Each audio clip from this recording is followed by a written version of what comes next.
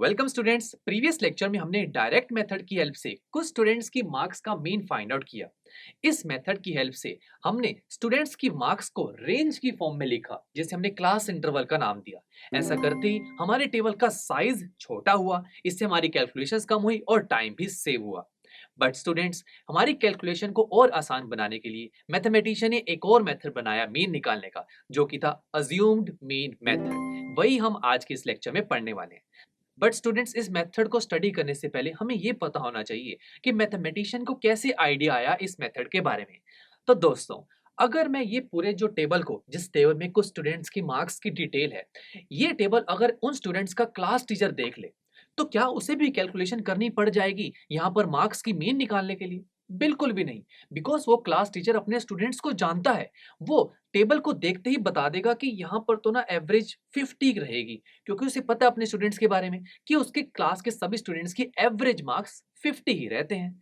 तो यहाँ पर मैथमेटिशियन ने सोचा कि हम भी तो डेली लाइफ में जब हमारे पास कोई डाटा आता है तो डायरेक्ट सॉल्यूशन थोड़ी ना करने बैठ जाते हैं। हम भी तो डाटा को देख के एक बार अजम्पशन तो करते हैं कि हाँ, इसकी एवरेज अराउंड 70 टू 80 होगी। हाँ, फिर उसके बाद कैलकुलेशन जरूर करते हैं, बट पहले अजम्पशन जरूर करते हैं। बस दोस्तों, इसी आइडिया से ही मैथमेटिशियन ने अज्यूम मीन मेथड बनाया। तो चलिए फिर अब स्टडी करते हैं इस मेथड को।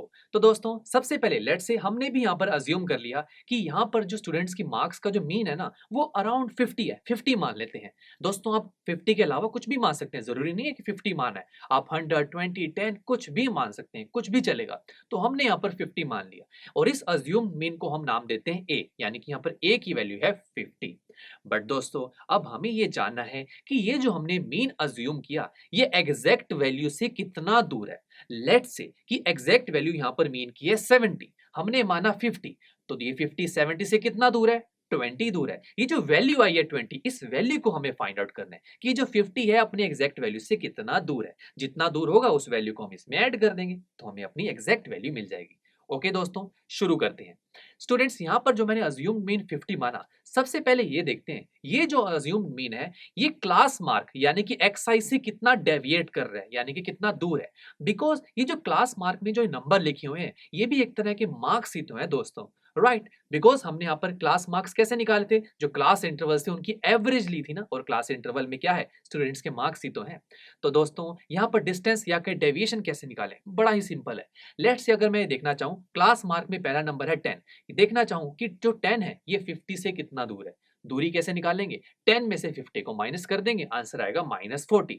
दोस्तों ध्यान से, हम क्लास मार्क में से अजम्पशन या के अज्यूम्ड मीन माइनस करते हैं, ये बात आपको ध्यान रखनी है। ऐसे नेक्स्ट देखते हैं 30। 30 कितना दूर है 50 से? 30 माइनस 50 करेंगे, -20 आएगा। नेक्स्ट है 50। अब 50 50 से कितना दूर हो सकता है? 0, यानी कि 50 माइनस 50 हुआ 0।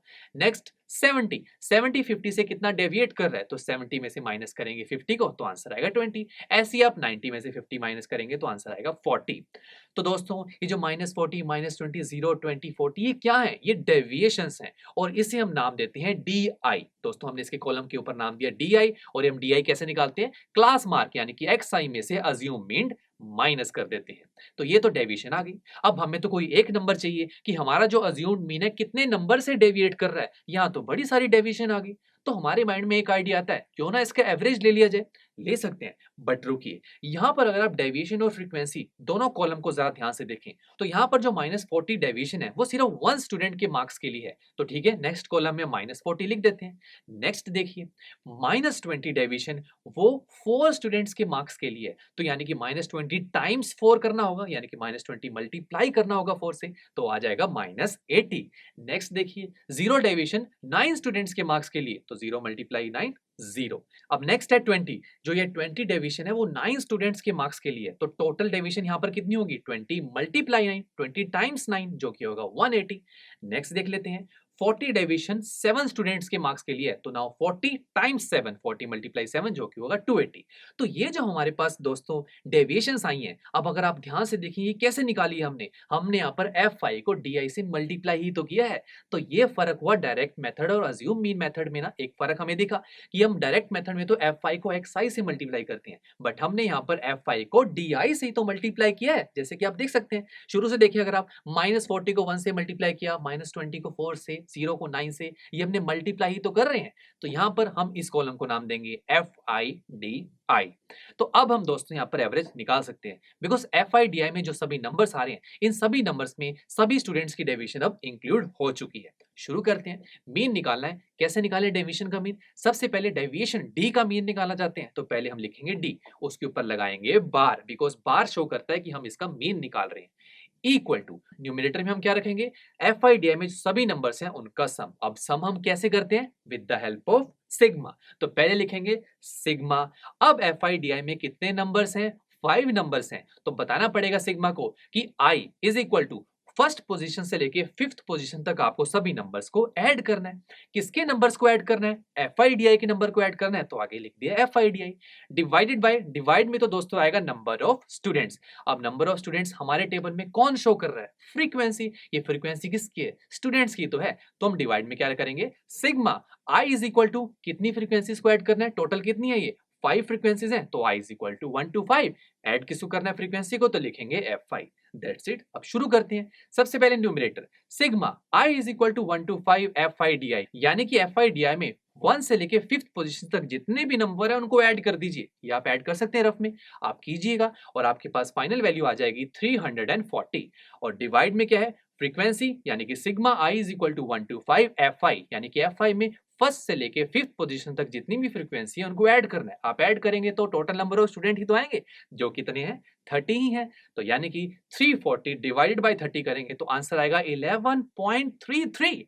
यानी कि यहां पर जो मैंने मीन को अज्यूम किया था 50, ये अज्यूम्ड मीन एग्जैक्ट वैल्यू से 11.33 दूर है। अब इस दूरी को कैसे कवर करेंगे? इस 11.33 को इसमें ऐड कर देंगे तो हमें एग्जैक्ट वैल्यू मिल जाएगी। तो यानी कि हम अब x बार यानी कि स्टूडेंट्स के मार्क्स का मीन कैसे निकालेंगे? वो कैसे निकालेंगे? इक्वल टू, सबसे पहले हम लिखेंगे a यानी कि अज्यूम्ड मीन प्लस d बार यानी कि डेविएशन का मीन।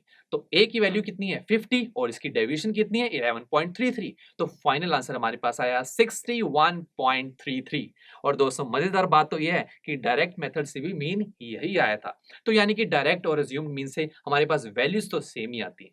बट स्टूडेंट्स यहाँ पर एक फायदा देखिए अज्यूम्ड मीन का। हम जब डायरेक्ट मेथड में FI को XI से मल्टीप्लाई करते हैं तो वहां पर जो FI XI की वैल्यूज हैं वो बड़ी बड़ी आती हैं। बट यहाँ पर जब हमने FI को DI से मल्टीप्लाई किया तो यहाँ जो FIDI की वैल्यू आ रही है वो FI XI के कंपैरिजन में थोड़ी छोटी है। तो दैट्स व्हाई यहाँ पर हमारी कैलकुलेशन थोड़ी बहुत तो कम हो गई है। बट स्टूडेंट्स इंटरेस्टिंग बात तो ये है, मैथमेटिशियन ने हमारे लिए और मेहनत की। वो चाहते थे कि हमारी कैलकुलेशन और कम हो, हमारा टाइम और सेव हो, और उन्होंने एक और मेथड बना डाला जो कि था स्टेप डेविएशन मेथड। ये एक ऐसा मेथड है जो बहुत ही सिंपल है और यहाँ से हमारा टाइम बहुत ज्यादा सेव हो जाता है। तो देखते हैं इसे नेक्स्ट लेक्चर में कि इस डेविएशन में हमें क्या करना है। तो दोस्तों see you in the next lecture.